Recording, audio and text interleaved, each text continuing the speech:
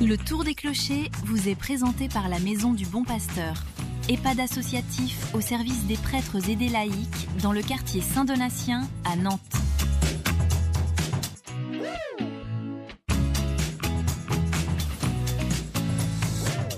Jusqu'à 9h, c'est le Tour des Clochers.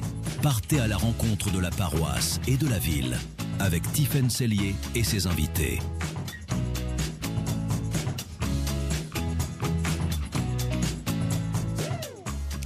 Bonjour à tous et bienvenue dans le Tour des Clochers. Je suis ravie de vous retrouver pour ce rendez-vous hebdomadaire qui vous emmène à la découverte des paroisses de notre diocèse. Et en ce vendredi 23 janvier, nous avons posé nos micros au cœur même de Nantes, à la paroisse Notre-Dame de Nantes. Une paroisse urbaine qui rassemble 3 clochers historiques du centre-ville, la basilique Saint-Nicolas, l'église Sainte-Croix et l'église Notre-Dame de Bonport. Nous sommes reçus par le père Sébastien Catroux, curé de cette paroisse depuis septembre dernier, qui est aussi, alors là il faut que je m'accroche, recteur de la cathédrale de Nantes, curé de la paroisse Saint-Clément et délégué épiscopal pour les célébrations et la pastorale des groupes de fidèles attachés au missel de 1962. Bonjour père Sébastien. Bonjour Tiffaine. Merci de nous recevoir et d'ouvrir les portes de la paroisse Notre-Dame de Nantes aux auditeurs de Radio Fidélité. Alors, au programme de ces 2 heures d'émission en direct, jusqu'à 7h30, nous allons découvrir avec vous, Père Sébastien, votre parcours, votre vision du ministère, votre arrivée dans cette paroisse du centre-ville et les réalités concrètes de cette communauté urbaine aux 3 clochers. À partir de 7h31, nous entendrons des témoignages. Guillaume et Marie-Daphné Mayotte, famille en mission à Bonport, Clémentine Lefebvre de l'aumônerie des jeunes, Stanislas Lequéré en colocation missionnaire. Et à partir de 8h05, nous parlerons du Néophyta avec Virginie Albisser et Alice R.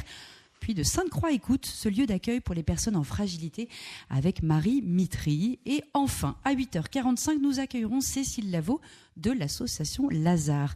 2 heures pour découvrir une paroisse qui bouge, qui innove, une église vraiment missionnaire en plein cœur de ville. C'est parti. Jusqu'à 9h, c'est le Tour des Clochers. Père Sébastien, vous êtes né à Nantes en septembre 1978 et vous avez grandi dans une famille peu pratiquante. Ce sont vos grands-parents qui vous ont fait rencontrer le Christ. Comment est-ce que cette transmission par les grands-parents a marqué votre vocation ?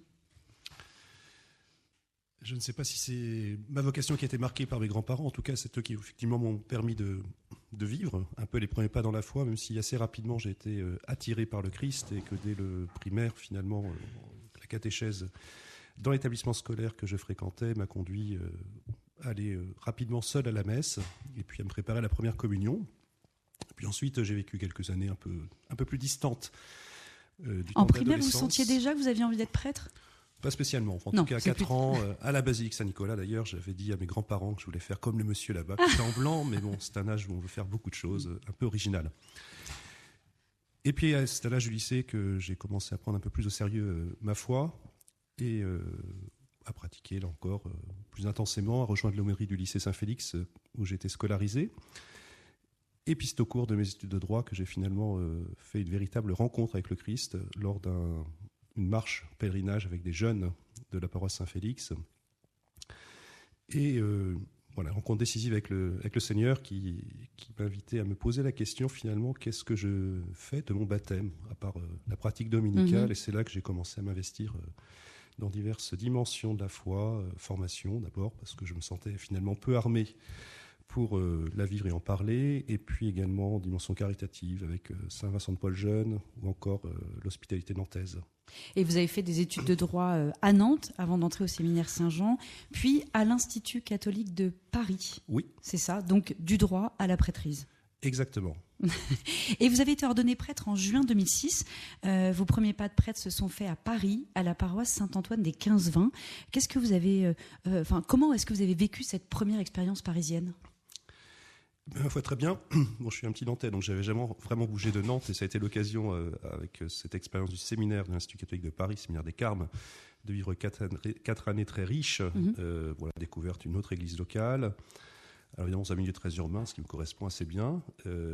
Et puis, à travers une communauté finalement, celle de Saint-Antoine des 15-20 en tout cas, très diverse.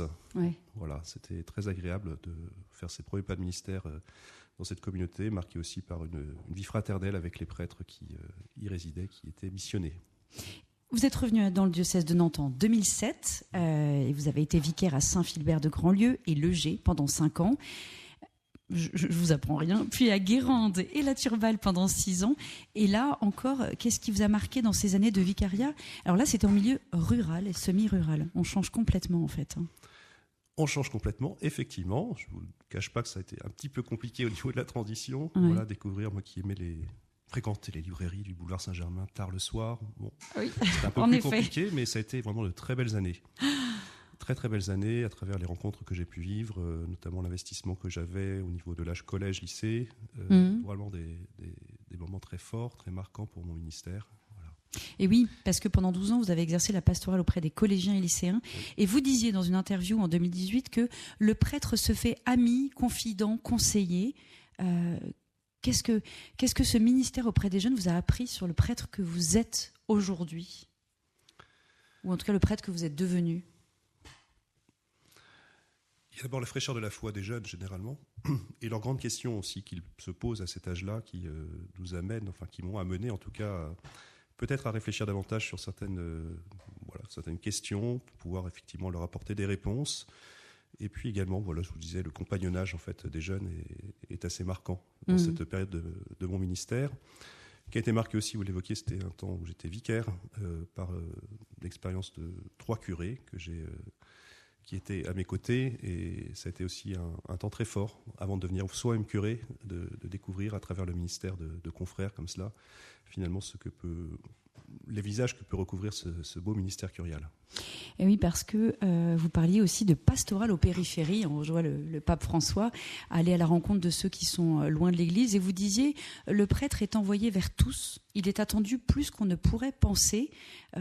Cette conviction, elle continue de nourrir votre ministère. Tout à fait. Voilà, j'ai peut-être un peu moins l'expérience des périphéries parce que je suis pas mal occupé par mes charges pastorales que vous décliniez tout à l'heure. Et dont on va parler après, peut-être un petit peu.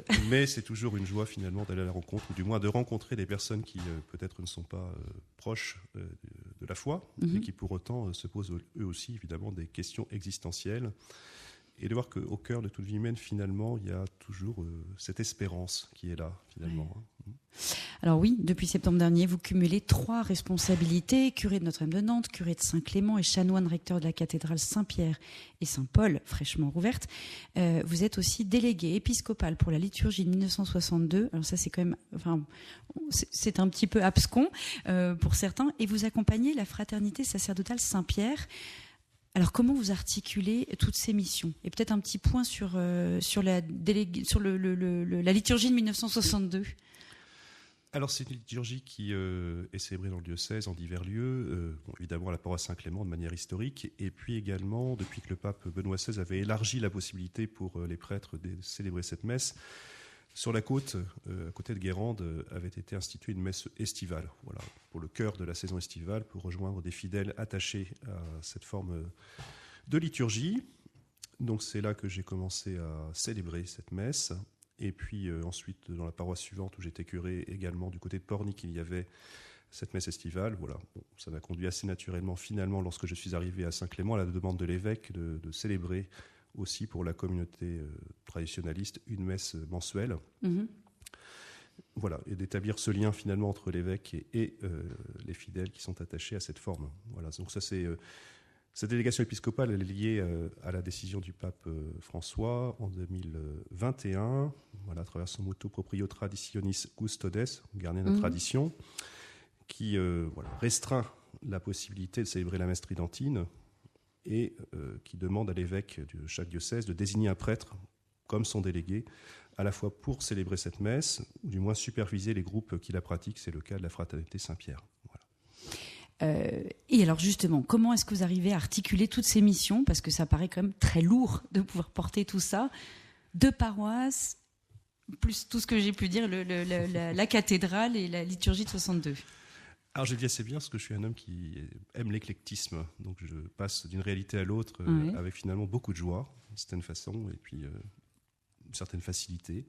Alors je dis pas que tout est facile, mais ce qui est plus compliqué, c'est que les journées, donc 24 heures. Mais oui, c'est ça. Mais du coup, vous dormez peu ? Oui, je dors assez peu, j'ai la chance de pouvoir dormir à peu près 6h, 6h30 par nuit, et donc de pouvoir effectivement être assez disponible pour le reste. Eh bien, on espère. Merci, Père Sébastien, pour ce retour sur votre parcours. Et maintenant, comme chaque matin, place à la parole de Dieu avec l'Évangile de ce vendredi 23 janvier, tiré de l'Évangile selon saint Marc, chapitre 3, versets 13 à 19. Évangile de Jésus-Christ selon saint Marc. En ce temps-là, Jésus gravit la montagne, et il appela ceux qu'il voulait. Ils vinrent auprès de lui, et il en institua 12, pour qu'ils soient avec lui, et pour les envoyer proclamer la bonne nouvelle, avec le pouvoir d'expulser les démons. Donc il établit les 12. Pierre, c'est le nom qu'il donna à Simon, Jacques, fils de Zébédée, et Jean, le frère de Jacques.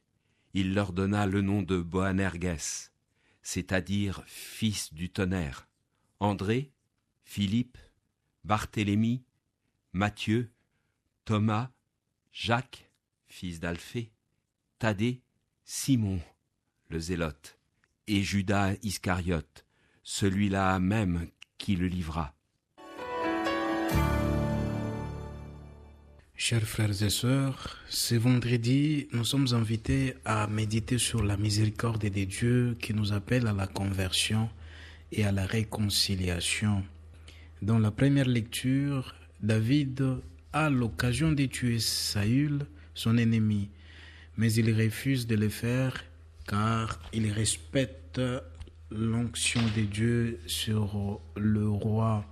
David dit à ses hommes: que le Seigneur me garde de faire telle chose à mon Seigneur, à loin du Seigneur. Je ne porterai pas la main sur lui, car c'est loin du Seigneur. David choisit de laisser Dieu juger Saül plutôt que de prendre les choses en main. Dans l'Évangile, Jésus appelle les 12 et leur donne mission de prêcher et de guérir. Il établit les 12 pour qu'ils soient avec lui et pour les envoyer prêcher avec pouvoir de chasser les démons. Jésus les envoie en mission, mais il les prépare également à affronter les défis et les persécutions qui les attendent. Chers frères et sœurs, la miséricorde de Dieu est un thème central de la Bible. Dieu nous appelle à la conversion et à la réconciliation, mais il nous laisse également la liberté de choisir notre propre chemin.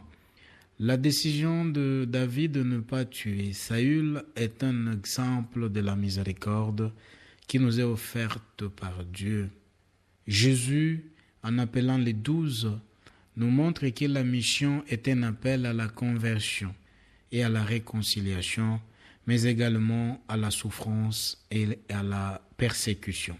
La notion de kairos, le temps de grâce, est également présente dans ce texte. David a l'occasion de tuer Saül, mais il choisit de ne pas le faire car il reconnaît que c'est un temps de grâce. Jésus, en appelant les 12, leur donne un temps de grâce pour prêcher et guérir, mais également pour se préparer à la souffrance et à la persécution. Comme résolution dans notre vie quotidienne, chers frères et sœurs, nous devons être attentifs à la miséricorde de Dieu qui nous appelle à la conversion et à la réconciliation. Nous devons choisir de suivre l'exemple de David et de Jésus qui nous montre la voie de la miséricorde et de la compassion. Par exemple, nous pouvons choisir de pardonner à ceux qui nous ont offensés plutôt que de chercher à se venger. Nous pouvons choisir de nous laisser inspirer par la compassion de Jésus qui nous invite à aimer les autres sans condition.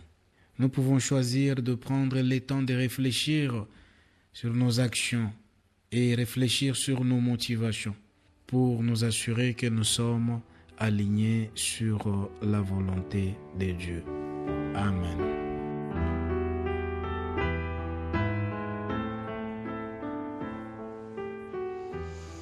Et on vient d'entendre l'Évangile selon saint Marc, chapitre 3, versets 13 à 19, commenté par le Père Cassissa. Nous sommes toujours en direct de la paroisse Notre-Dame de Nantes avec vous, Père Sébastien Catroux, et on a évoqué votre parcours. On va découvrir votre paroisse, mais avant, petit retour sur l'Évangile que l'on vient d'entendre.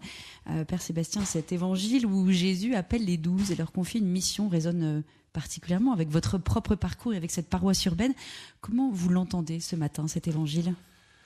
Je dirais que 3 choses me marquent. D'abord, la diversité de ceux que Jésus appelle, de par évidemment leur parcours de vie, leur caractère, ce qu'ils ont vécu auparavant. On peut penser évidemment à cette diversité tout simplement à travers Matthieu, percepteur d'impôts pour le compte de l'Empire romain. Et puis, d'un autre côté, celui qui est zélote, Simon, lui combat justement ce même pouvoir.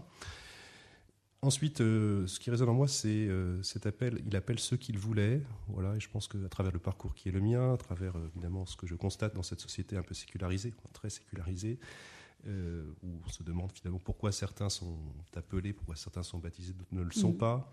Finalement, de voir qu'à travers cela, je crois que le Seigneur justement nous fait comprendre qu'il s'agit à la fois en Église de se rassembler, de se nourrir du Christ, mais pas pour nous personnellement nécessairement, mais toujours pour aller vers d'autres. Voilà cette dimension de disciple missionnaire que le pape François a déployée. Et puis aussi, cette petite mention, voilà, ils vinrent auprès de lui, il en institua 12, pour qu'il soit avec lui. Voilà, cette relation personnelle avec le Christ qu'il s'agit bien sûr de faire vivre en nous. Merci. Père Sébastien, Notre-Dame de Nantes, c'est une paroisse qui est en plein cœur de ville, on l'a dit, avec une population très mobile, beaucoup de jeunes actifs, d'étudiants, mais aussi de la précarité. Dans les 4 mois que vous venez de vivre ici, qu'est-ce qui vous a le plus frappé dans cette paroisse Notre-Dame de Nantes ? Un certain nombre d'initiatives qui vont être évidemment présentées tout à l'heure. Et qu'on va dans la demi-heure paroissiale tout à l'heure. Exactement, et de voir qu'effectivement, dans un milieu urbain, très urbain, comme vous l'évoquiez, avec cette présence de la précarité, de voir notamment à travers ce que propose Sainte-Croix Écoute, effectivement un véritable accompagnement des personnes marginales ou en difficulté. Pensez aussi à beaucoup de choses qui se vivent auprès de ceux qui sont dans la rue, à travers les maraudes. Et je trouve que les jeunes de la paroisse sont particulièrement investis dans cette dimension-là. Et vous êtes le curé donc de cette paroisse qui rassemble 3 clochers, Saint-Nicolas, Sainte-Croix et Notre-Dame de Bonport. Quelles sont les caractéristiques de chacun de ces lieux ? Comment est-ce qu'ils font unité dans la diversité ? Alors, je dirais que Bonport, c'est un public très familial. Voilà, une assemblée nombreuse, plein de familles, plein d'enfants. C'est un petit peu bruyant par moments, mais c'est très vivant. Voilà. Sainte-Croix, elle est marquée par effectivement cette dimension déjà de petit sanctuaire marial de la ville de Nantes, avec beaucoup de dévotions populaires, et puis cela rejoint aussi une population africaine, voilà, qui se rassemble assez nombreuse, notamment le dimanche. Franchir les portes de cette église et voir effectivement qu'il y a beaucoup d'Africains dans le chœur, etc. Ça, c'est assez joyeux. Et puis, qu'est-ce qu'ils apprécient, pardon ? Qu'est-ce que la population, cette population africaine apprécie particulièrement à Sainte-Croix ? Alors, je n'avais pas posé la question, mais manifestement quand même, parce que c'est des demandes assez récurrentes, de bénédiction de chapelet, etc. Donc on sent que c'est une population qui est assez marquée par la dévotion mariale. Un clocher aussi qui déploie la dimension d'accueil, voilà, en se mettant sur le parvis pour souhaiter la bienvenue aux gens. Enfin voilà, c'est assez intéressant. Et puis Saint-Nicolas, je dirais que c'est plutôt un clocher finalement assez classique, avec une grande diversité, là encore, de population, mais sans doute des choses plus ordinaires. Mais on arrive quand même à faire unité avec toute cette diversité. On arrive à faire unité. Voilà, on a vécu dimanche passé la galette des rois pour remercier les bénévoles. Et je crois que c'était un beau moment justement de constater qu'il y a une belle diversité d'engagement, de parcours, là encore, et puis que chacun cherche là où il est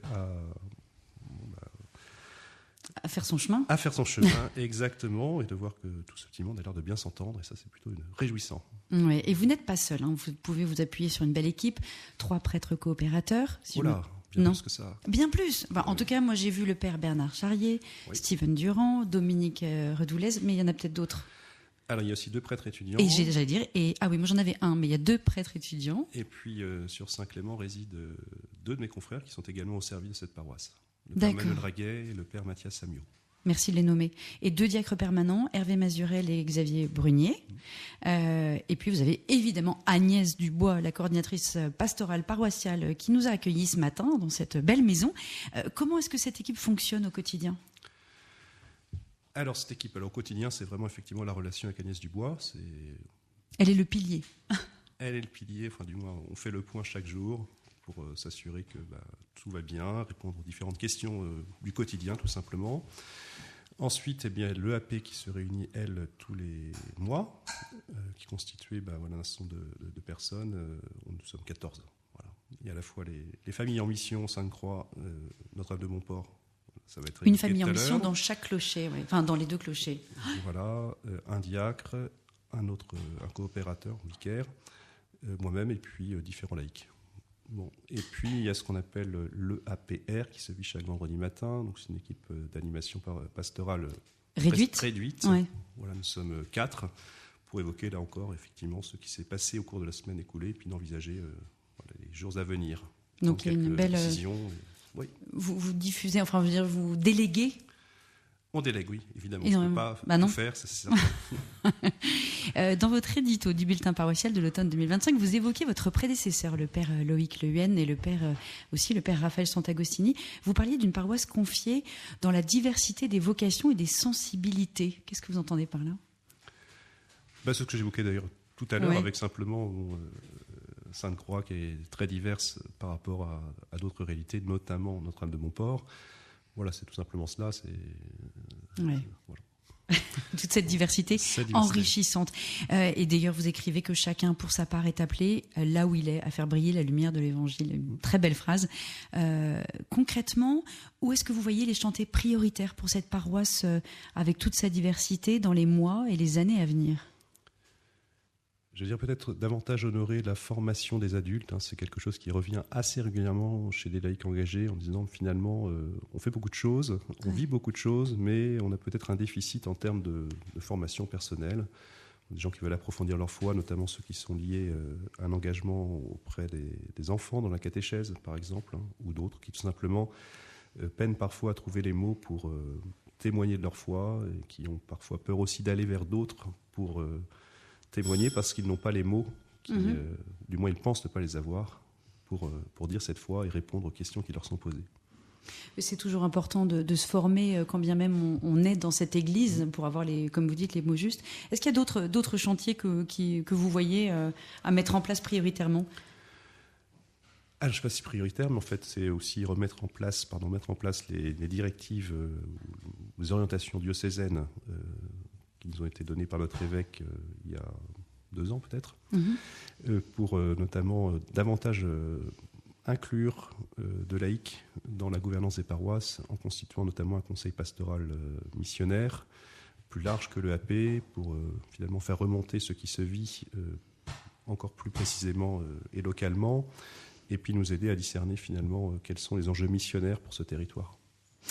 Merci infiniment, Père Sébastien, pour ces échanges. Dans quelques instants, et pour l'heure qui vient, place à la vie paroissiale de Notre-Dame de Nantes. Et ils sont nombreux à s'être mobilisés ce matin pour nous en parler. Restez avec nous, ce sera juste après une page de pub et la météo. Vous êtes sur Radio Fidélité et jusqu'à 9h, c'est le tour des clochers. Tiffaine Sellier et ses invités reviennent dans quelques instants. Il est 7h31 et nous poursuivons notre tour des clochers en direct de la paroisse Notre-Dame de Nantes, toujours en compagnie du Père Sébastien Catroux. Et pour cette heure qui s'ouvre, nous allons plonger au cœur de la vie paroissiale, une vie riche, avec des témoignages qui illustrent le dynamisme et les engagements de cette communauté urbaine au cœur de Nantes. Et je suis très heureux d'accueillir Guillaume et Marie-Daphné Mayotte. Bonjour à tous les deux. Bonjour Tiffaine. Quelle communion incroyable. Alors Guillaume et Marie-Daphné, vous êtes famille en mission à Notre-Dame de Montport depuis août 2021. Alors avant de parler de votre engagement, présentez-nous votre famille. Écoute, nous sommes Guillaume et Marie-Daphné, on est mariés depuis 22 ans et on a la chance d'avoir 5 enfants qui ont de 18 à 5 ans. 18 ans à 5 ans, pas 18 mois à 5 ans. Non, 18 ans à 5 ans, exactement.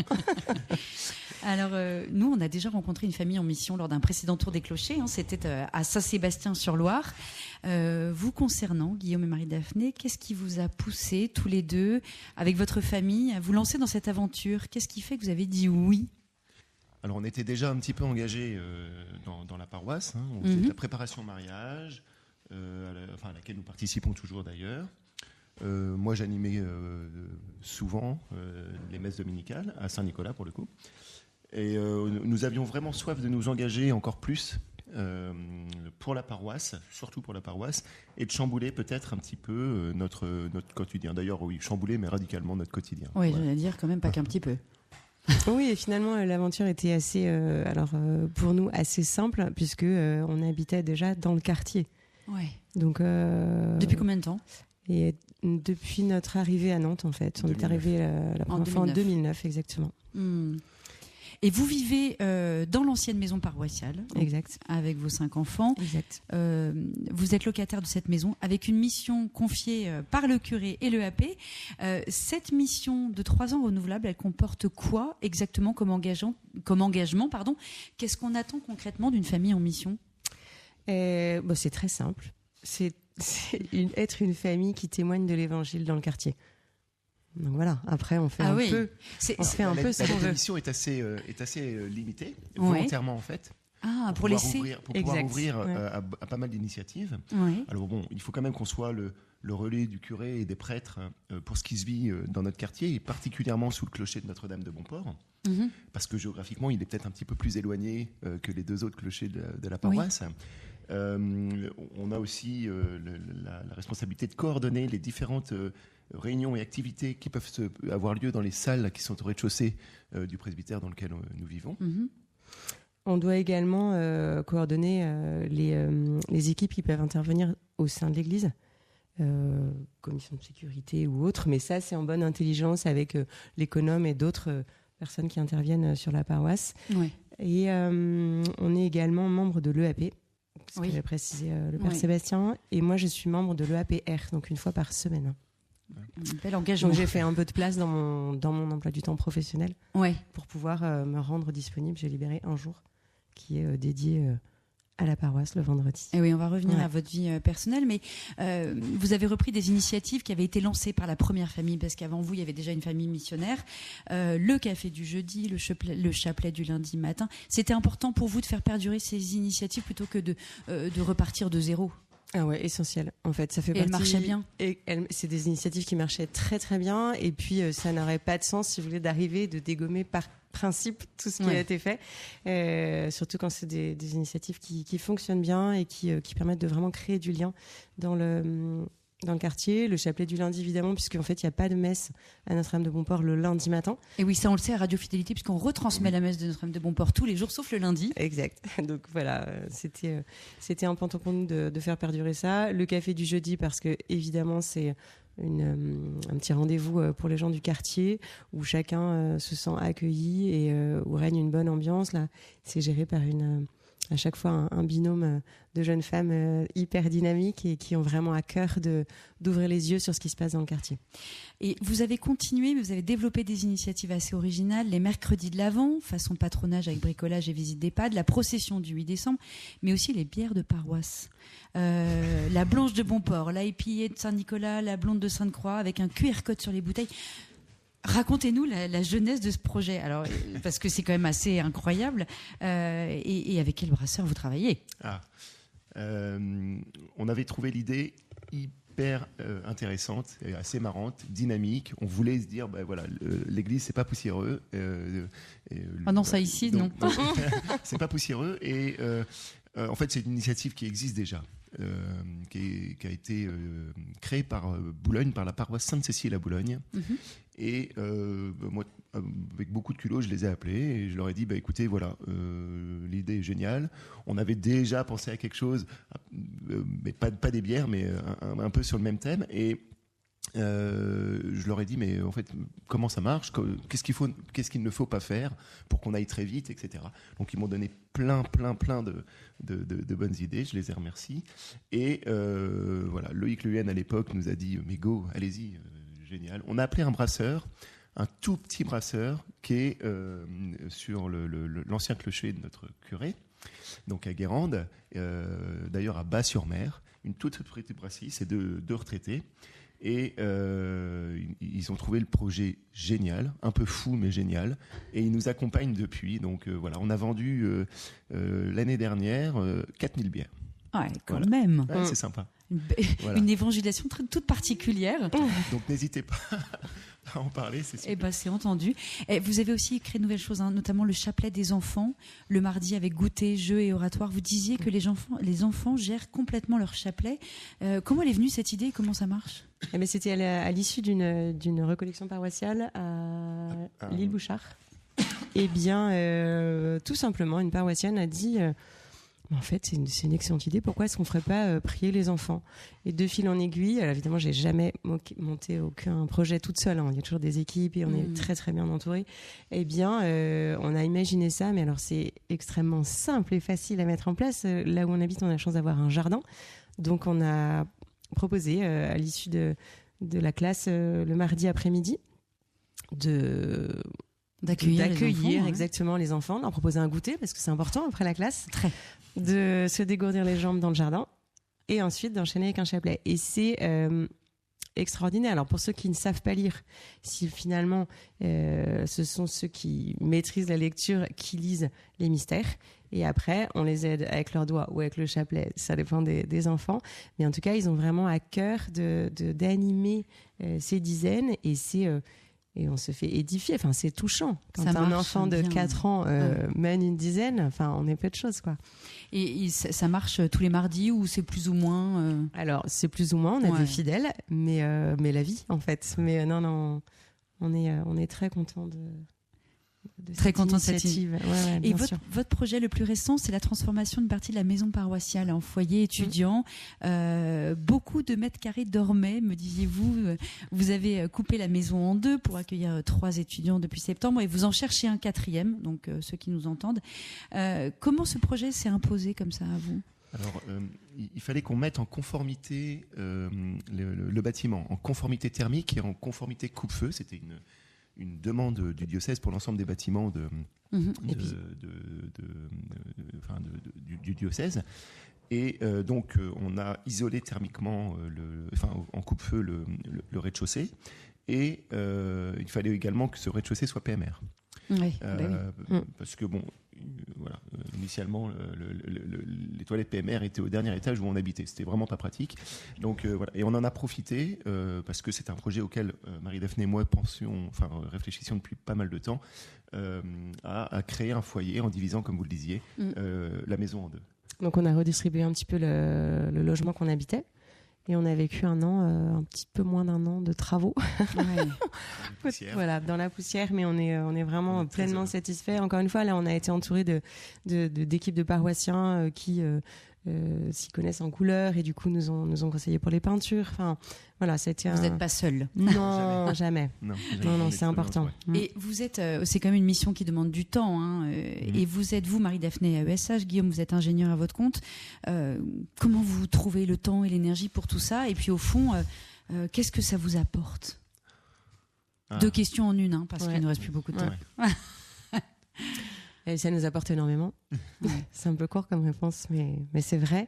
On a constaté que l'aventure qu'on est en train de vivre, c'est un vrai moment de croissance. C'est un cadeau qu'on se fait, en fait. Un lieu de croissance personnelle, conjugale, familiale.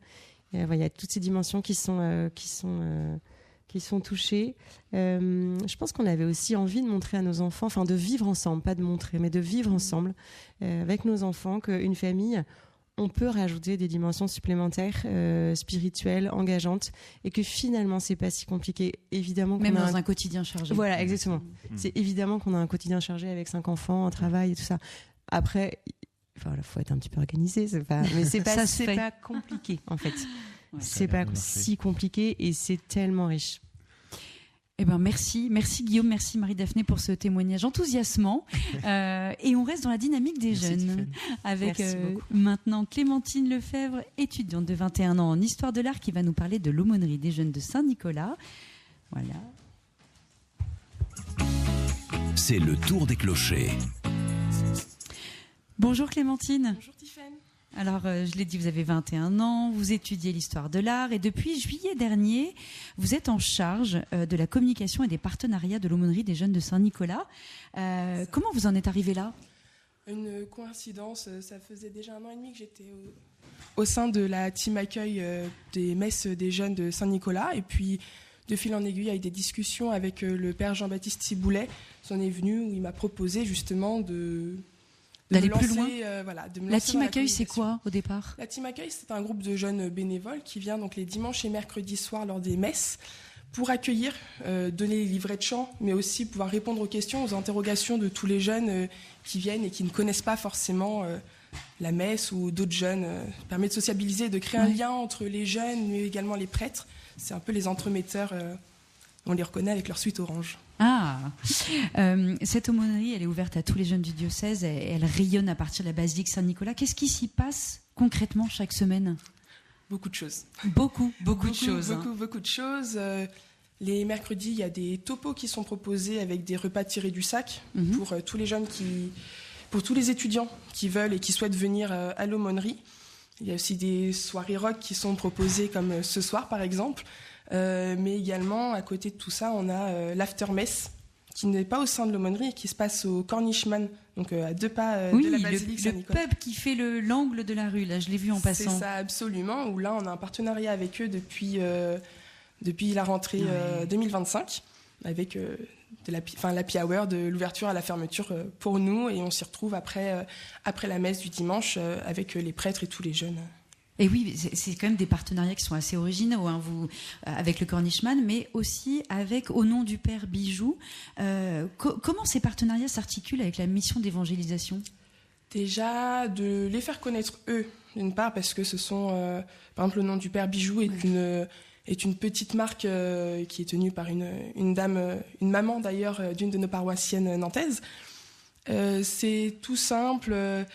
Nous, on avait ce souhait de pouvoir offrir quelque chose à nos jeunes pendant des événements un peu précis. Donc là, c'était la rentrée.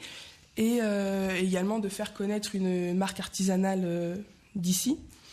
Et puis, ça s'articule très simplement, très facilement, parce que les petites marques souhaitent vraiment créer un lien avec les jeunes aussi. Donc c'est vrai que... Et pour le Cornichman, ça se passe bien, enfin, ça se fait facilement. Parce que ça faisait déjà un peu plus d'1 an et demi que les jeunes allaient là-bas. Ouais, et en fait, ça allait de soi. Voilà, à la fin de la messe, lors des annonces, le prêtre disait on se retrouve tous à l'aftermess au Cornichman. Et en fait, on y allait un petit peu au culot, comme on dit, demander est-ce que c'est possible d'avoir une petite réduction ou un petit geste commercial. Et il ne nous a pas fait que ce geste commercial. Également, on a à peu près une soirée par mois et demi où là, le directeur, le patron du bar nous offre le buffet. Donc un buffet à volonté. Et également, là, par exemple, pour l'épiphanie, on a eu de la galette pour 100 jeunes, pour une centaine de jeunes. Il y en avait une centaine de parts. Donc c'est génial parce que ça crée une vraie cohésion. Vous communiquez beaucoup sur Instagram et TikTok avec des vidéos de témoignages, des dessins en BD pour présenter les propositions.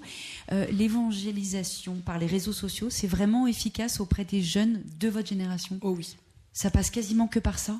Globalement, oui, et par le bouche à oreille, mais les réseaux sociaux touchent énormément et on le voit avec aussi l'effervescence et l'essor, tout ce qui se passe, les jeunes qui viennent comme ça sans forcément connaître. Et nous, on sait que les réseaux sociaux touchent énormément. On a beaucoup de retours et de témoignages comme quoi ils ont découvert, par exemple, la messe des jeunes de Saint-Nicolas et tous les événements qu'on a grâce aux réseaux sociaux, parce que quelqu'un a republié ou simplement ils ont vu passer dans le feed Insta, finalement.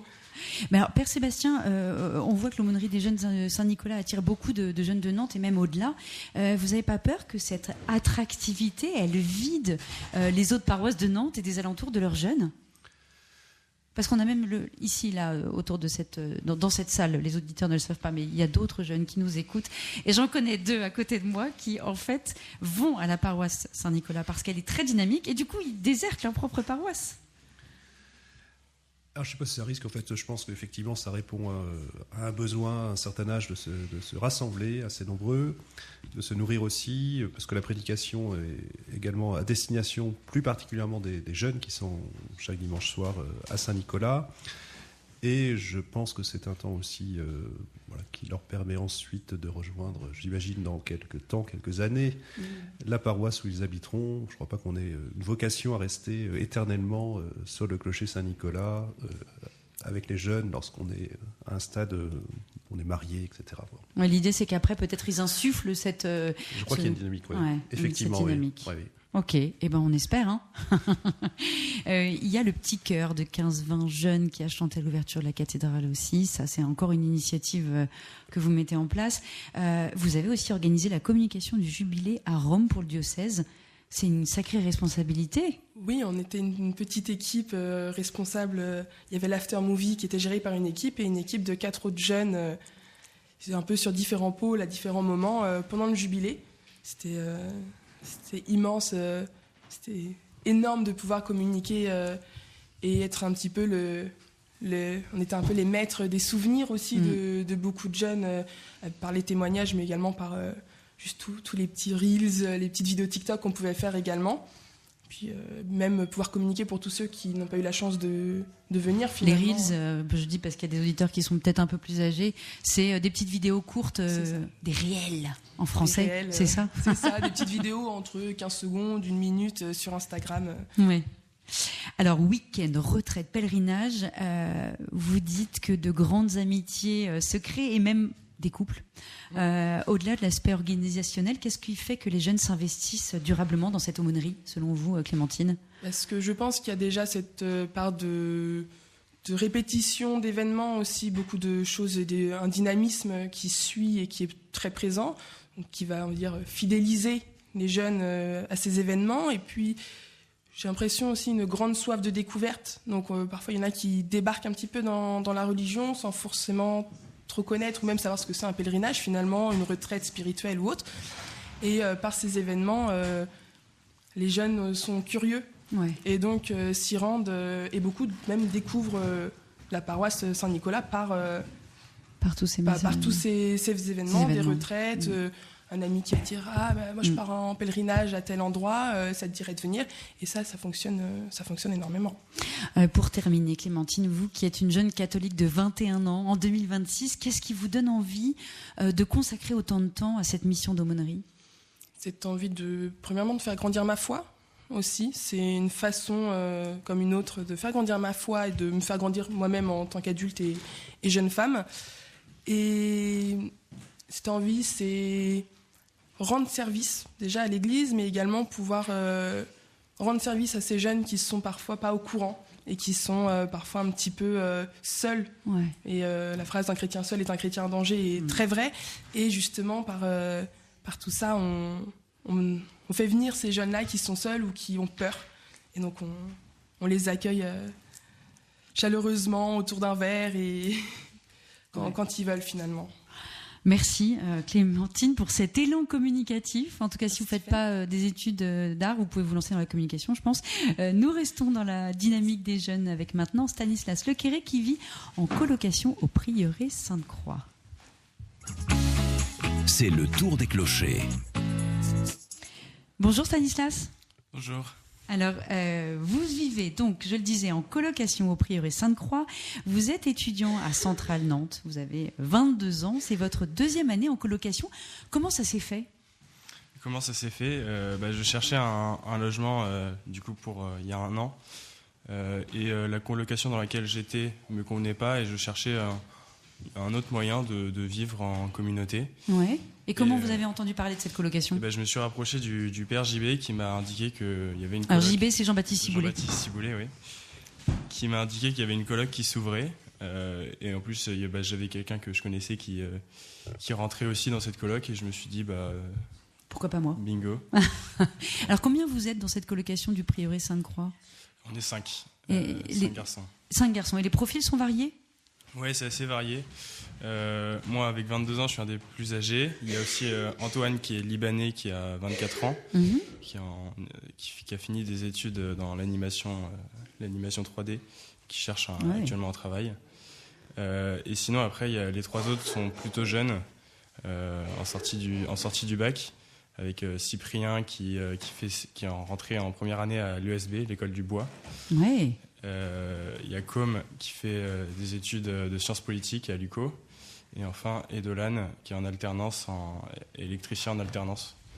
Oui, ça fait un petit panel d'étudiants. Elle se situe où exactement cette colocation ? Alors juste à côté de Sainte-Croix. Sainte-Croix, c'est vraiment à 2 pas de Saint-Nicolas, c'est à 200 mètres, même pas. Et vous êtes vraiment collé à l'église? Ouais, c'est juste à côté. À côté du passage Sainte-Croix aussi? C'est ça. Alors, vous vivez sous la responsabilité de Edwige et Martin Bertrand, la famille en mission installée là, depuis septembre 2023. Concrètement, ça veut dire quoi au quotidien? Ça veut dire quoi? La colocation, elle a été créée pour qu'on soit, nous les jeunes, dans un rôle un peu de soutien à la famille d'accueil. Parce que du coup les Bertrand sont un peu responsables du clocher Sainte-Croix. C'est eux qui vont mettre en place des initiatives, c'est eux qui sont un peu référents sur ce clocher-là. Et donc nous on vient être en soutien d'eux sur certaines missions, notamment l'ouverture de l'église en semaine. C'est les colocs qui s'en chargent, et la fermeture aussi. Et ça va être aussi avoir une vie un peu fraternelle. Ils viennent partager de temps en temps un repas avec nous. Oui, parce que le projet, c'est s'engager au cœur d'une paroisse en parallèle de ses études. Vous arrivez à trouver le temps d'étudier, de travailler et de rendre ses services? Oui. Ça vous prend le week-end aussi? Alors les week-ends, c'est variable, parce que les week-ends, on n'est pas forcément là, pas forcément disponible. Il y a un des colocs qui rentre souvent chez ses parents à Angers. Et moi, je suis aussi chef louveteau, c'est ce qui me prend plusieurs week-ends dans le mois. Du coup, les week-ends, c'est un peu plus variable. Ça dépend. Alors, pourquoi et dans quel contexte elle a été mise en place, cette colocation? C'était en 2023. En fait, c'était pour aider le couple ou quelle était l'initiative? Oui, alors l'idée. Il y a un peu 2 objectifs. C'est pour à la fois aider le couple d'accueil, donc dans un rôle un peu pratique, mais aussi nous permettre à certains jeunes de découvrir ce que c'est la vie en paroisse et en particulier la vie sur un clocher. Et de permettre d'avoir peut-être des futures familles en mission, par exemple, et donc nous permettre d'approfondir notre foi vraiment au service d'une communauté et découvrir cet aspect-là que, en tant que jeune, on est quand même beaucoup moins amené à vivre sinon. Oui, on est pris dans le quotidien des études et des copains et des fêtes et on oublie peut-être parfois un peu l'aspect spirituel. Quelle a été votre réaction en arrivant ici? Quel était votre constat de la vie de ce quartier, justement, de Sainte-Croix? Alors, le quartier de Sainte-Croix, c'est un quartier assez hétérogène. Il y a quand même pas mal de gens de la rue, pas mal de misère. Mais il y a aussi quand même beaucoup de bons gens. C'est un beau quartier, Sainte-Croix. C'est un quartier un peu Moyen-Âge, avec pas mal de bars, de restos. Donc c'est très vivant. Moyen-Âge, c'est-à-dire âge moyen? Non, c'est avec des rues qui sont un peu étroites, un peu tortueuses. Non, les bâtiments sont... Parce qu'avec les bars, je me disais, Moyen-Âge avec des bars... Non, mais des rues un peu tortueuses. C'est un quartier qui est vraiment vivant. Donc non, c'est agréable à vivre.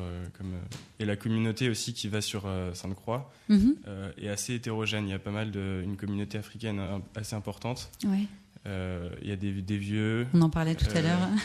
Des personnes plus âgées. Les jeunes, c'est un peu moins. Un peu moins à Sainte-Croix, ils sont plus à Saint-Nicolas? Oui, parce que la messe des jeunes attire beaucoup. Et quelques familles aussi. Donc c'est bien d'avoir une présence de jeunes à Sainte-Croix. Alors, vous le disiez tout à l'heure, la colocation, elle prévoit une vie de prière, de fraternité avec le service. Vous articulez tout ça avec vos études, votre vie d'étudiant. Qu'est-ce que ça vous apporte? Qu'est-ce que ça m'apporte? C'est vivre dans un cadre qui est vachement nourrissant pour la foi, pour la fraternité. C'est aussi pouvoir découvrir du coup la vie de paroisse et partager cette vie-là avec d'autres jeunes. Voilà. Ouais. Parce qu'on ne choisit pas les jeunes avec qui on se met en coloc, donc c'est pas forcément évident. Ça s'est fait rapidement le lien. Le lien. On est tous cathos, donc a priori on sait bien. Ah oui, mais on peut être de sensibilités différentes. Attention. Non, mais ça se fait bien. Il y a pas vraiment de souci là-dessus. Et vous attendez, je crois que des places se sont libérées récemment dans la colocation. Vous attendez des places? Non, vous attendez pas quelqu'un Non, là on est. Moi, je me suis trompée. Ah, d'accord. Mais alors, si vous deviez convaincre un étudiant quand même qui nous écoute de vous rejoindre, vous lui diriez quoi? Je dirais que l'engagement il fait peur, mais qu'il n'est pas du tout insurmontable. Moi, en arrivant dans la coloc, la vie de prière tous les jours, se lever plus tôt le matin pour prier en coloc. C'était surtout moi qui suis pas du matin, ça peut être un peu compliqué de se dire ça, mais c'est carrément surmontable. Et la vie en fraternité et découvrir la vie d'une paroisse, c'est vachement enrichissant d'un point de vue personnel et pour la foi aussi. En termes de temps, les services, ça vous demande beaucoup ? Alors les services, donc moi j'ouvre l'église une fois par semaine, donc le jeudi matin. Donc l'ouverture de l'église, ça prend 5 minutes, il faut allumer les lumières, ranger les bougies qui sont consumées pendant la nuit et ouvrir les portes. Ça prend vraiment 5 minutes avant de partir en cours. C'est faisable. Voilà. Et sinon après je suis aussi un des co-responsables des matinées ménages qui ont lieu tous les 2 mois à peu près, où on fait un grand coup de ménage et quelques petits bricolages dans notre belle église. Est-ce que ça vous donne envie pour plus tard, par exemple, d'être famille en mission ? Ou est-ce que ça vous donne... Je sais pas, est-ce que cette expérience vous nourrit ? Ça, on l'entend au quotidien, mais est-ce que ça vous donne des idées pour plus tard, d'engagement ? Alors, famille en mission, je ne saurais pas dire. En tout cas, ce qui est sûr, c'est que oui, j'ai envie d'être investi dans la paroisse dans laquelle je serai. Après, famille en mission, oui, c'est compliqué à dire pour l'instant. On a le temps. Merci Stanislas pour votre témoignage. Merci aussi à vous, Guillaume, Marie, Daphné et Clémentine. Vous nous avez fait découvrir une paroisse qui bouge, qui innove, qui ose. Des bières de paroisse aux colocations missionnaires, une paroisse vraiment missionnaire en plein cœur de ville. Juste après les flash infos de 8h, comment accompagner les nouveaux baptisés pour qu'ils ne disparaissent pas après Pâques ? Virginie Albisser et Alice nous parlent du néophyta à 8h05, puis à 8h15, Marie Mitry nous fait découvrir Sainte-Croix Écoute, ce lieu où l'Église tend la main aux plus fragiles au cœur du centre-ville de Nantes. Restez avec nous sur Radio Fidélité, le Tour des Clochers continue. Le Tour des Clochers vous est présenté par la Maison du Bon Pasteur, EHPAD associatif au service des prêtres et des laïcs dans le quartier Saint-Donatien à Nantes.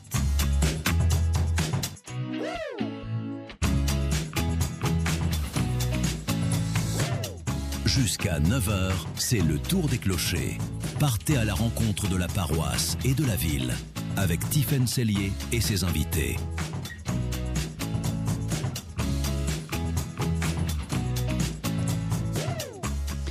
Et bonjour à toutes et à tous, bienvenue si vous nous rejoignez pour cette deuxième heure du Tour des Clochers en direct de la paroisse Notre-Dame de Nantes avec le Père Sébastien Catroux.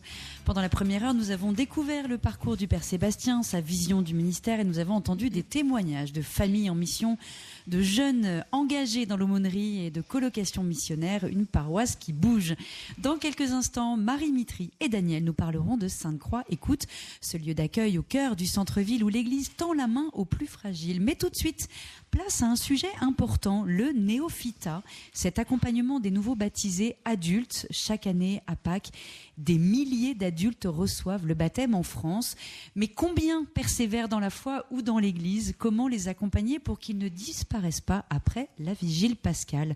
Et j'accueille Virginie Albisser, coordinatrice du néophyta depuis 2 ans, elle-même baptisée en 2019, et Alice R, une néophyte. Bonjour à toutes les deux. Bonjour. Bonjour Tiffaine. Alors Virginie, je l'ai dit, vous avez été baptisée, vous, en 2019 à Pâques.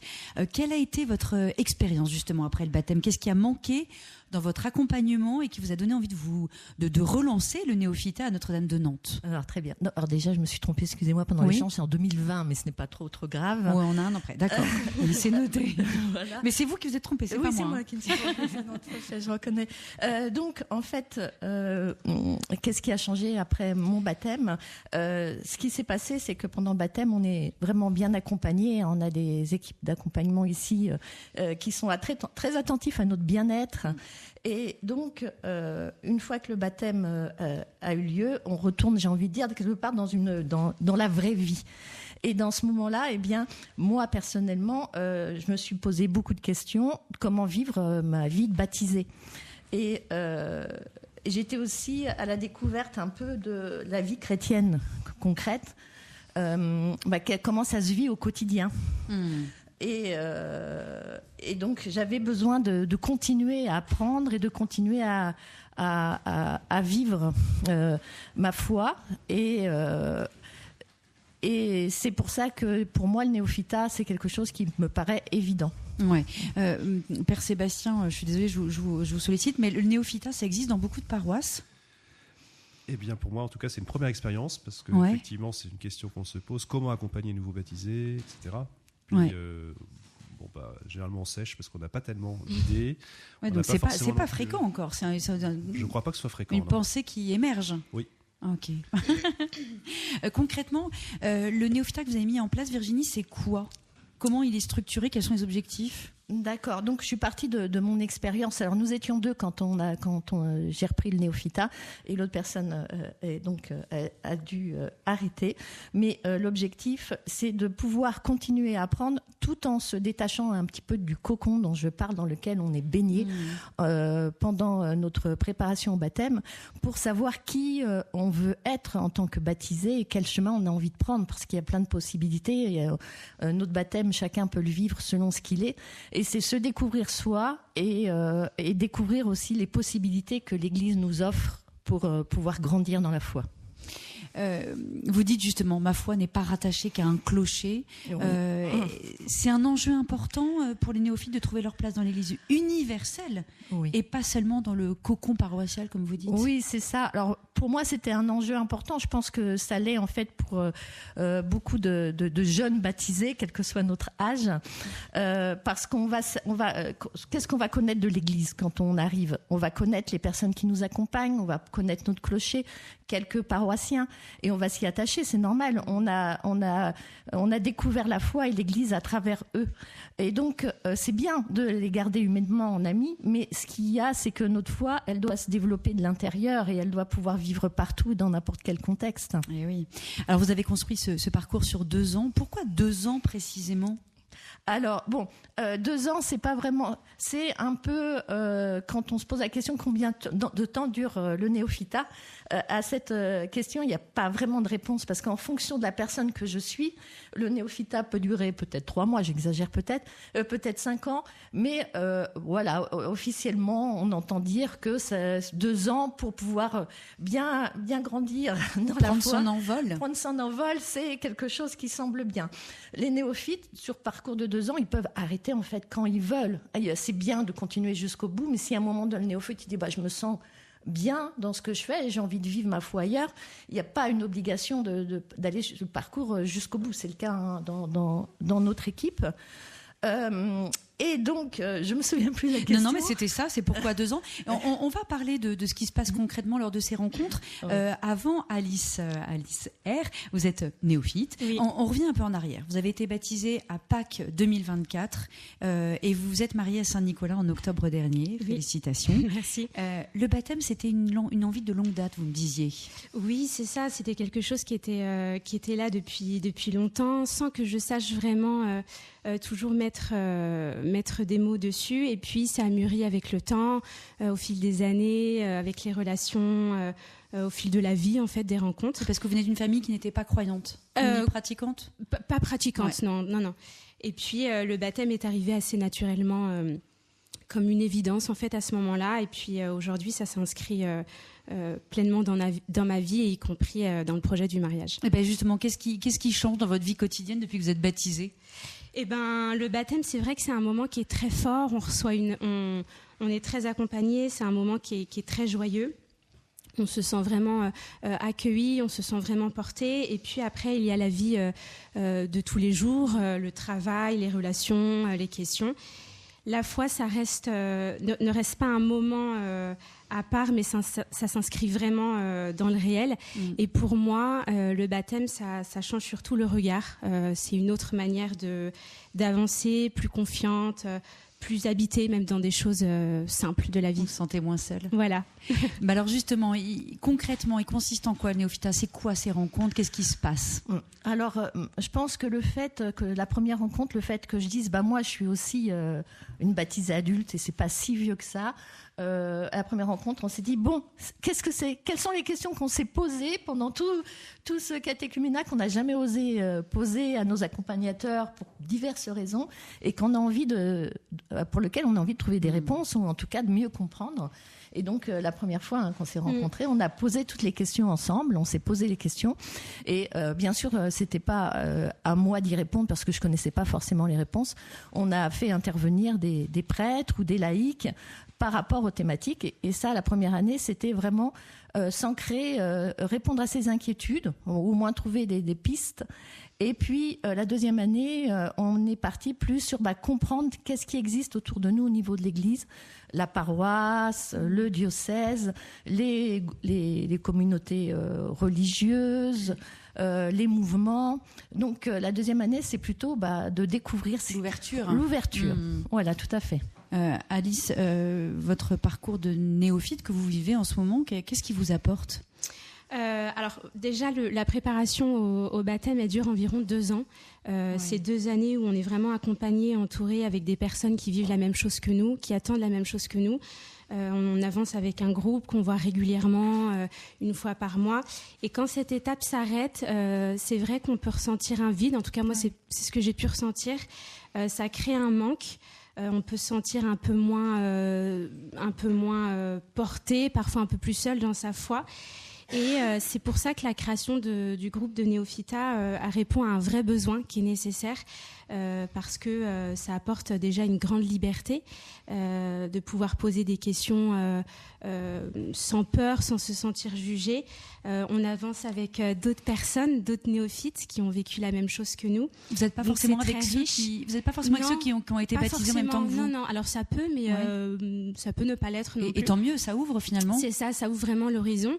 Le groupe de Néophita, c'est pas seulement un groupe. On est vraiment accompagné. Il y a des prêtres, des intervenants, des personnes qui viennent transmettre leur histoire, et c'est très enrichissant parce que, comme le disait Virginie, ça aide à comprendre l'Église de façon beaucoup plus concrète, à se poser des questions qu'on se posait pas forcément durant notre période de catéchuménat, de façon plus pratique que théorique. Et ça aide vraiment à se situer comme baptisé, à se demander qui on veut être, comment on veut vivre sa foi et choisir une direction liée à tout ça. Et pour terminer, Virginie, Alice, justement, si vous deviez donner un message aux nouveaux baptisés de Pâques 2026 qui nous écoutent, ce serait quoi ? Eh bien, je ne sais pas, comme ça, Alice. Vas-y. Ce serait faut que ça vienne du cœur. Oui, déjà se dire que c'est une grande liberté et que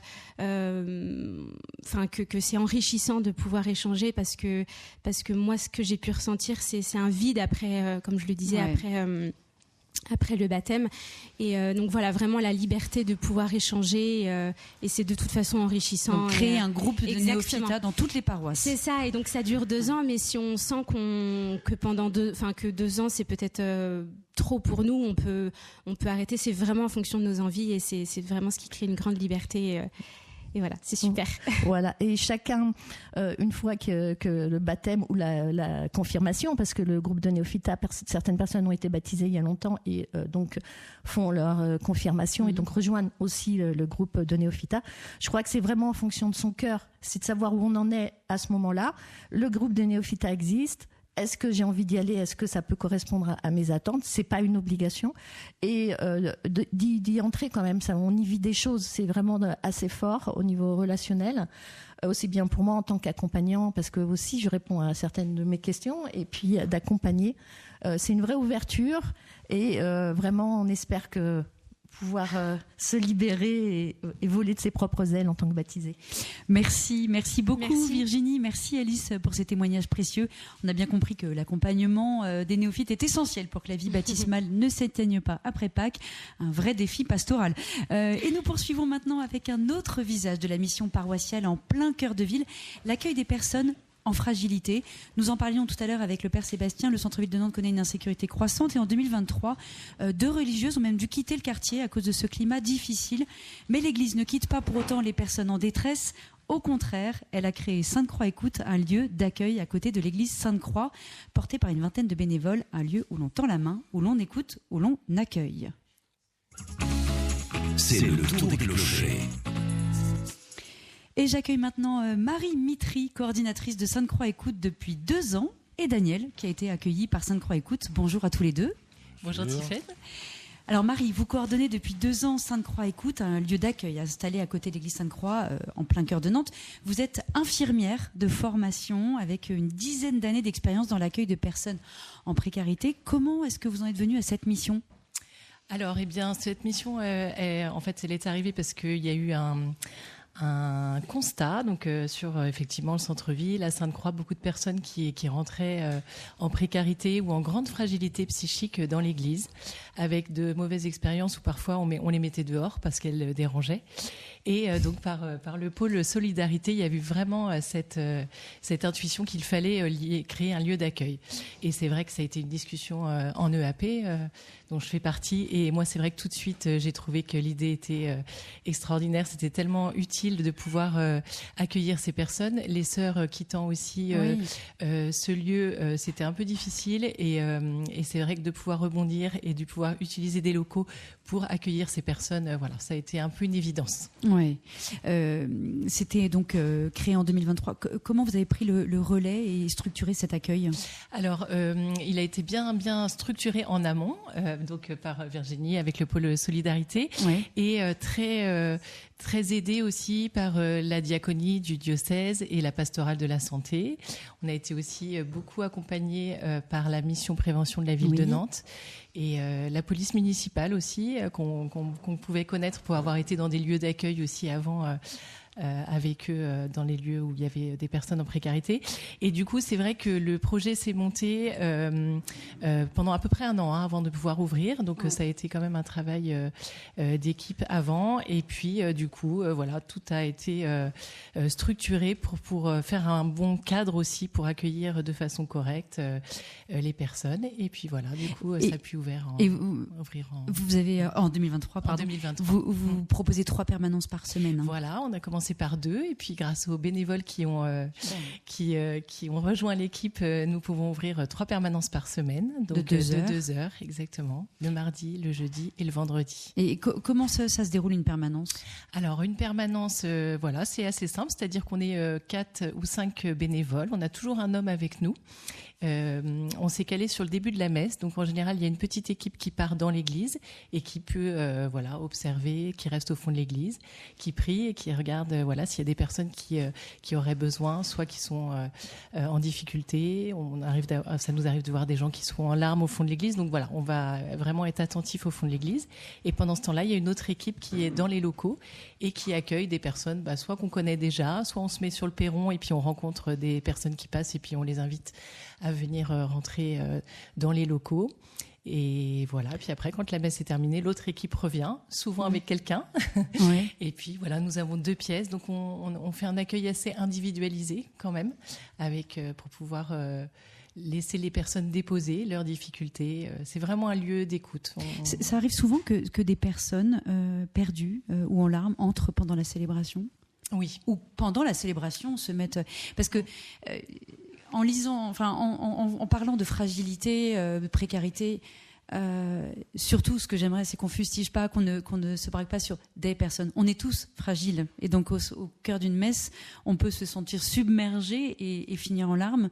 Et c'est des personnes que vous recueillez aussi, que vous accompagnez. Oui, tout à fait. Alors après, on reste très discret et on va pas sauter sur les personnes pour bien sûr, on laisse les personnes. On propose si on sent qu'il y a un vrai besoin. Après, on n'est pas non plus, on laisse les gens libres. Hein. Daniel, merci d'être avec nous ce matin. De rien. Vous avez été accueilli par Sainte-Croix Écoute. Est-ce que vous pouvez nous raconter comment vous avez découvert ce lieu et ce qui vous a poussé à pousser la porte ? Quand je suis arrivé à la rue, j'ai été devant le parvis de l'église. Et c'est là que j'ai fait connaissance au fur et à mesure de l'équipe de bénévoles qui ne m'ont pas directement amené, qui sont venus vers moi en me proposant un café, un gâteau. Ça m'a intrigué. Alors je suis allé, j'ai mis un peu de temps à aller dans le lieu d'écoute. Ouais. Et je suis allé après à la messe. Et normalement, je devrais me faire baptiser. Oh, mais donc, c'est le parcours... Quelle nouvelle! Pas très ordinaire, paraît-il. Mais il n'y a rien d'ordinaire. Personne n'est ordinaire. Non, tout le monde est spécial, unique. Je vous dirais que c'est... Même moi, quand j'y pense, je me dis... Et puis j'ai pu trouver un lieu d'hébergement en même temps, chez Lazare, l'association Lazare. Oui, l'association Lazare qui est dans le quartier. Donc j'ai fait... tout est parti de Sainte-Croix, en fin de compte. Qu'est-ce que vous avez trouvé à Sainte-Croix? Écoute, qu'est-ce qui fait que ce lieu peut être différent d'autres structures d'accueil? Pas de jugement. Une grande dose d'humanisme, j'ai trouvé, moi, personnellement. Et on est libre de ce qu'on dit. C'est un lieu d'échange. Au début, puis après, ça devient une habitude. Mais vous n'osiez pas au départ, hein? Non, c'est eux qui sont venus à moi. Pourquoi vous n'osiez pas? Parce que le milieu de la rue est assez particulier, puis on a une tendance à rester méfiant. Mais ils ont su, entre guillemets, m'apprivoiser, on va dire. On va dire ça comme ça. Voilà. Et Marie, vous accueillez en moyenne combien de personnes par permanence? Je dirais entre 2 et 5 personnes. 2 et 5 personnes sur les 2 heures. Les personnes restent entre une demi-heure et 1 heure.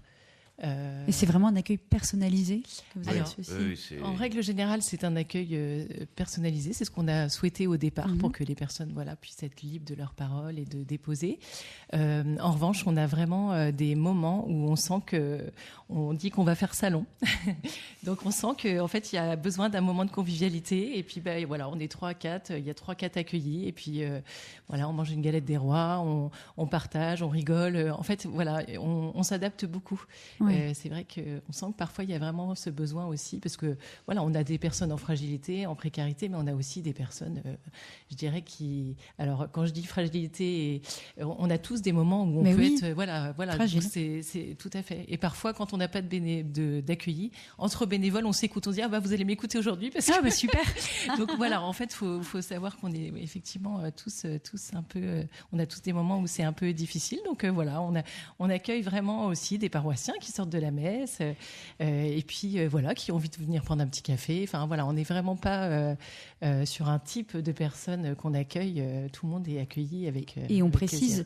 Que ces bénévoles sont formés, c'est très important. C'est quand même pas un accueil ni une écoute lambda. Oui, tout à fait. Les bénévoles sont formés. On a pas mal de bénévoles qui sont issus du médico-social et puis on fait des formations en fait régulièrement. Vous parliez tout à l'heure des partenaires. Il y a la pastorale de la santé, la diaconie, la police municipale, la mission prévention de la mairie de Nantes. Vous travaillez, j'entends, avec la police, mais pas dans une logique de répression. Comment elle fonctionne, cette collaboration? Alors, cette police dont je vous parle, c'est la police de proximité. Donc, leur travail, c'est vraiment d'aller au cœur des quartiers et de faire remonter les soucis, les joies, de pouvoir aider dans le quotidien des habitants des quartiers. Donc, nous, ils viennent nous voir effectivement régulièrement et c'est tout à fait plus des liens de proximité et pas du tout effectivement dans la répression, des conseils. Et puis, c'est vrai qu'on a vraiment créé des liens assez fraternel avec eux et c'est très agréable. Ils viennent aussi prendre leur petit café avec nous et donc ils rencontrent aussi des accueillis, donc c'est assez intéressant. Et pour la mission prévention, c'est aussi un relais important parce que ils ont vraiment aussi tous les tuyaux dans la ville de Nantes. Quand on a des cas particuliers de personnes, quand on se pose des questions pour savoir ce qui est le mieux pour elles, ils vont pouvoir répondre de façon. Ils vous accompagnent bien. Ils nous accompagnent très bien. Voilà. Daniel, vous m'avez touché. Vous me dites que vous êtes en train de préparer votre baptême. C'est ça que Sainte-Croix Écoute a changé dans votre vie aussi, c'est la rencontre du Christ. Oui, dans le sens où j'ai mis le temps avant de rentrer à la messe. Ah oui, j'imagine. Voilà, c'est tout simplement ça. On ne m'y a pas obligé, rien du tout, c'est venu de moi-même. Mais qu'est-ce qui vous a donné envie de rentrer dans l'église et partir aller à la messe? La curiosité. Ouais. Et au fur et à mesure, je ne sais pas trop, à vrai dire. Et vous y sentiez bien? Qu'est-ce qui s'est passé? Je m'y sentais bien.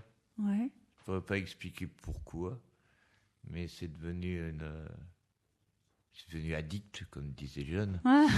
Voilà, c'est tout. C'est une super addiction, ça, non? Oui, c'est très... Ça vous nourrit? Oui, parce que sinon, je n'y viendrais pas. Oui. Voilà. Et quel message vous pourriez faire passer aux personnes qui hésitent à pousser la porte?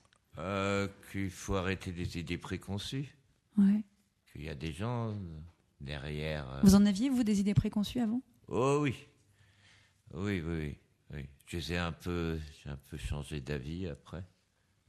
Bon, j'ai pris des habitudes et un plaisir.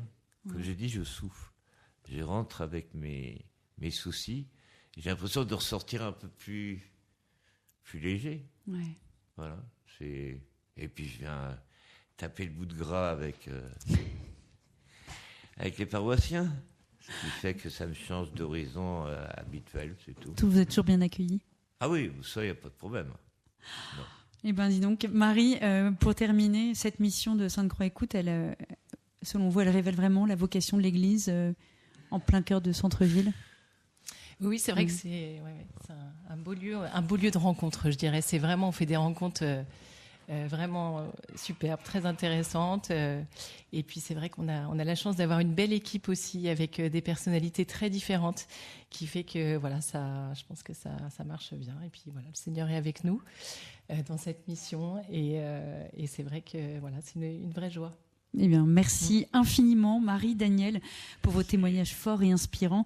Dans quelques secondes, maintenant, rendez-vous avec les informations internationales de Radio Vatican. Nous nous retrouverons à 8h45 pour la fin du Tour des Clochers avec Cécile Lavaux de l'association Lazare, justement, qui est présente dans le quartier.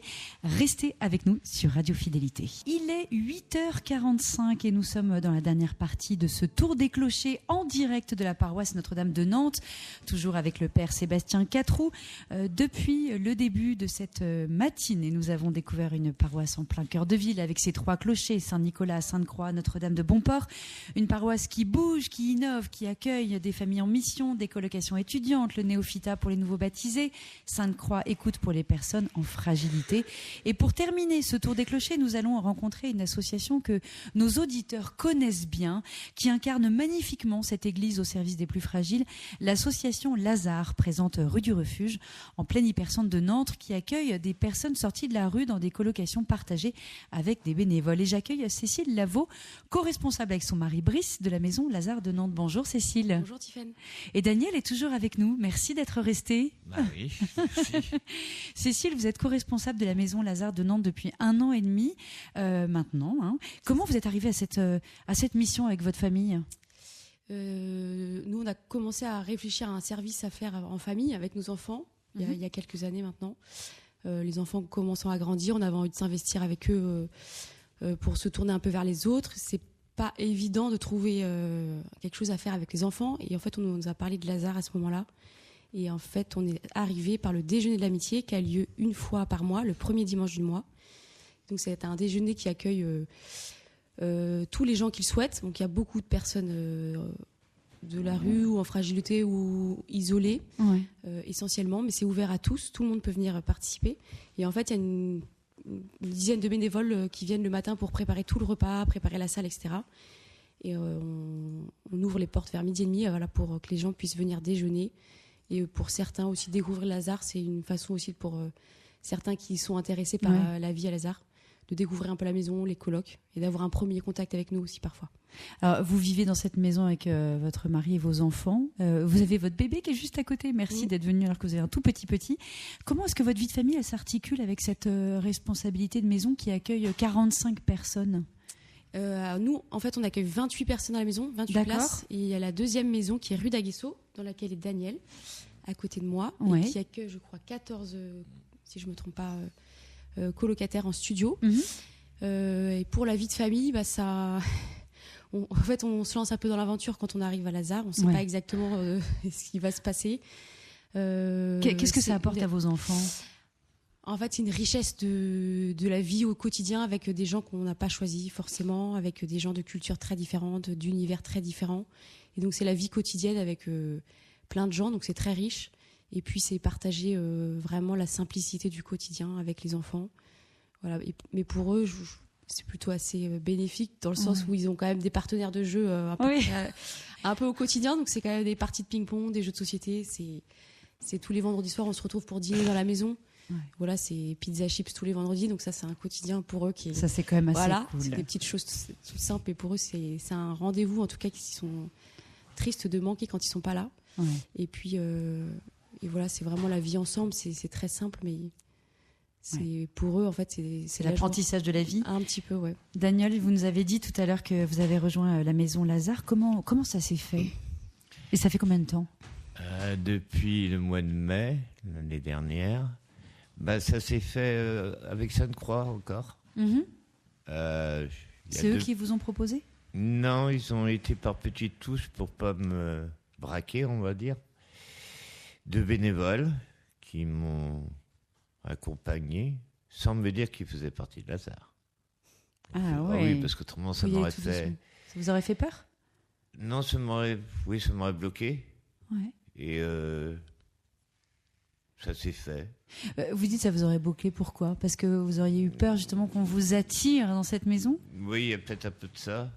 Puis l'inconnu, on est habitué à la rue à certaines vies, une certaine vision. Alors ça fait un peu peur, l'inconnu. Ouais. Et qu'est-ce qui a déclenché votre oui pour rejoindre la maison? Marre d'être dehors. Ouais. D'avoir une vie sans lendemain. On finit par réfléchir.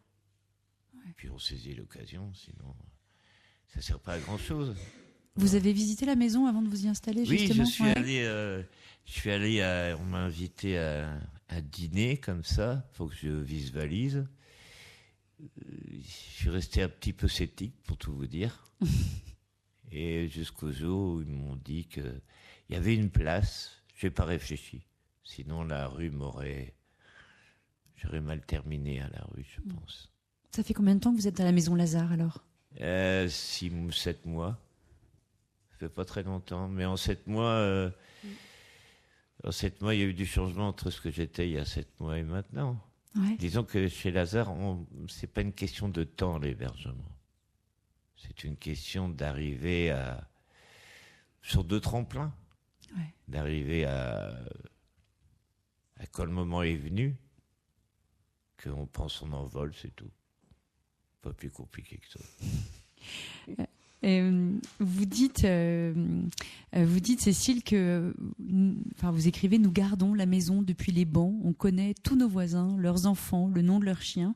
Vous êtes installée rue du Refuge, on l'a dit, la rue la plus animée du centre de Nantes. Comment cette présence visible dans l'espace public, elle fait partie intégrante de votre mission? Je pense que c'est d'abord l'esprit de Lazare d'être dans la ville, d'être au cœur de ce qui se vit dans le quotidien. Et c'est vrai que nos 2 maisons sont dans des rues assez passantes, avec notamment une école qui est entre nos 2 maisons. Et puis il y a plein d'immeubles avec des gens qui participent à la vie de nos maisons. Par exemple, il y a des familles marraines. Chaque colocation a une famille marraine. Et donc... il y a des voisins qui sont familles marraines, il y a des gens qui viennent... Et ça veut dire quoi? Famille marraine, c'est-à-dire qu'ils sont associés à une colocation, par exemple la colocation des femmes, avec une famille marraine, et cette famille passe du temps avec la colocation par différents moyens, en fait, comme elle, selon son temps et son énergie et les choses qu'ils aiment faire aussi, par une invitation à dîner, un pique-nique, une invitation, des places de ciné, un spectacle. Voilà, chacun a des ressources différentes. Voilà, on a une famille marraine où tous les 2 ils ont une boulangerie, donc ils ont déjà invité les colocs à faire une après-midi pour apprendre à faire du pain, par exemple. Voilà, chacun en fonction de ses talents, en fait, met un peu de vie dans les colocs, dans les studios. Ouais. Et voilà, il y a aussi des personnes, des voisins de la rue d'Aguesseau, et ils viennent donner des cours de yoga. Alice, elle vient pour des petits ateliers dessin. Voilà, chacun participe. C'est ça qui est assez chouette, c'est qu'on vit un peu. Vous avez plein d'activités, du coup, Daniel. Ah oui. On s'ennuie pas? Non, on s'ennuie pas. Non, c'est vrai. Puis on a des relations avec les gens qui sont en face de nous, rue d'Aguesseau. Ça fait bizarre. Ouais. Dans le sens où on vous dit bonjour, Daniel. Oui, bonjour. Non, c'est l'impression d'être une sorte de famille. Oui. Voilà, c'est important, ça. Oui. C'est un peu ce qu'on entend pas mal à Lazare. C'est assez familial. Ouais. Et bon, parfois, peut-être que ça fait un peu peur au début. Je pense notamment les personnes qui arrivent du milieu de la rue. C'est parfois peut-être un peu... Il y a une certaine familiarité et une bienveillance. C'est vrai qu'on l'a déjà entendu, mais c'est vrai qu'après, une fois qu'on s'y met petit à petit, en fait, c'est ça qui adoucit les cœurs, qui permet un peu l'envol, le tremplin. Oui, mais alors dans la colocation qui est la vôtre, oui. Cécile, il y a la colocation Marthe et Marie pour les femmes enceintes. Oui. Et comment est-ce que cette diversité, elle fait la richesse, mais aussi peut-être la complexité de votre communauté ? Alors, nous, ça fait 1 an et demi qu'on est là. On n'a pas eu de choses difficiles à vivre avec Marthe et Marie. C'est plutôt que du positif. Mais encore une fois, la mission n'est pas finie. Mais c'est plutôt positif parce que déjà, ça rapporte de la vie en plus. Et donc là, ces mamans qui accueillent leur petit bébé, c'est encore des vies différentes, des stades de vie différents. Donc c'est encore autre chose, avec du coup d'autres bénévoles aussi avec qui on est assez proche dans la maison. Donc c'est encore du monde en plus. Ouais. Mais c'est ça qui est chouette. Et ces mamans qui accueillent des petits bébés, nous on le voit avec nos enfants. Mais en fait, rajouter la vie, l'accueil de la vie, c'est toujours en fait beau. Et ça touche tout le monde. Donc en fait, ça rajoute encore quelque chose à la maison. Daniel, ça se passe bien avec les colocs, que ce soit les bénévoles ou les gens accueillis? Honnêtement, parce qu'on ne choisit pas. Hein. Au début, c'est compliqué. Ouais. Il faut y trouver sa place. Ouais. C'est long. Ça ne se fait pas comme ça du jour au lendemain. Il suffit de patience et de persévérance. C'est tout. Mais au fur et à mesure, on se fond dans le paysage, comme on dit. Sur le site internet de Lazare, on peut lire des témoignages bouleversants. Pour la première fois de ma vie, je me sens chez moi, ou c'est ma fille qui m'a sortie de la rue, c'était la seule relation sociale qui me restait et elle m'a sauvée. Daniel, selon vous, qu'est-ce qui fait que des personnes qui ont vécu 10 ans dans la rue peuvent dire qu'elles se sentent enfin chez elles à Lazare? Elle ne se pose pas de questions, elle s'intègre. Si vous posez trop de questions, si vous regardez toujours derrière vous, ça serait compliqué. Ouais. Si vous allez vers l'avant, c'est plus facile, je pense. Enfin, c'est mon avis. Ouais. Voilà. Et tout à l'heure, Cécile parlait des déjeuners de l'amitié le premier dimanche du mois, ouverts à tous. Les dîners de maison le vendredi soir, c'est aussi le cas dans votre maison, j'imagine. Enfin, en tout cas, il y a des moments de convivialité. Oui, il y a les garçons, c'est le lundi, et les filles, c'est le mercredi. Et en commun, c'est-à-dire filles et garçons, c'est le vendredi. Et là, chacun amène quelque chose. Et c'est important pour vous, cette dimension de fête, de convivialité? Oui, parce que comme on est en studio, on peut très bien se retrouver à être seul avec soi-même. Et là, ça vous oblige, puisque ça fait partie un petit peu d'un règlement, que là, vous êtes obligé de vous fondre dans la masse, on va dire. Voilà. Obligé de sortir de soi. Ouais. Cécile, après toutes ces années à Lazare, qu'est-ce qui vous émerveille encore? En fait, on s'émerveille de petites choses. Enfin, c'est vraiment... parce qu'il y a aussi, il faut dire, un quotidien parfois qui est un peu difficile. Il y a des histoires qui sont lourdes. On vit des choses qui ne sont pas toujours évidentes. Mais dans tout ça, en fait, il y a tout le temps des petites pépites. Voilà, c'est souvent très simple. C'est une petite conversation avec quelqu'un qui parlait pas ou peu depuis quelque temps, un coloc qui retrouve du boulot, voilà, quelqu'un qui partage un vendredi soir, qui descend, qui fait l'effort et puis qui nous partage quelque chose de sa semaine qui est positif. C'est un coloc qui s'envole, bien sûr. Enfin, il y a plein de petites choses du quotidien qui font que c'est une grande joie de vivre cette mission. Et Daniel, un message d'espérance? Qu'est-ce que vous avez envie de dire aux gens de la rue qui peuvent ne pas regarder derrière, aller devant, c'est tout simple. Merci infiniment Cécile Lavaux, je rappelle que vous êtes responsable de maison à Lazare. Merci Daniel, vous qui êtes accueilli à Lazare, merci à tous les deux. C'est le tour des clochers. Et je me tourne maintenant vers vous, c'est Père Sébastien Catroux, pour un dernier mot avant de conclure ce tour des clochers. Père Sébastien, on a passé 2 heures ensemble ce matin, on a entendu des témoignages magnifiques. Quel message vous aimeriez adresser à nos auditeurs pour conclure cette matinée? Peut-être un message d'espérance, je ne sais pas, on a entendu des témoignages magnifiques quand même. Eh bien que tout simplement l'évangile touche les cœurs. On a vu à travers les diversités de parcours, d'investissement, combien finalement celui-ci était un moteur pour vivre sa foi, l'incarner et puis faire qu'elle soit aussi missionnaire. Moi j'ai la chance d'être finalement pasteur d'une église de paroisse, on va dire aux 1000 visages et sans doute davantage encore, avec beaucoup de réalités ecclésiales diverses à travers lesquelles on essaie de vivre aussi la communion. Je crois que c'est quelque chose de très important pour mon ministère, ça, d'être un homme de communion, voilà, qui soit là pour tous.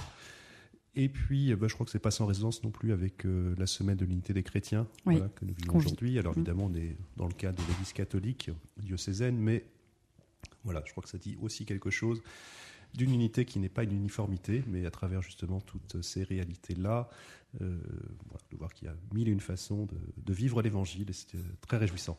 Merci beaucoup, Père Sébastien Catroux. Je rappelle que vous êtes le curé de cette paroisse Notre-Dame de Nantes.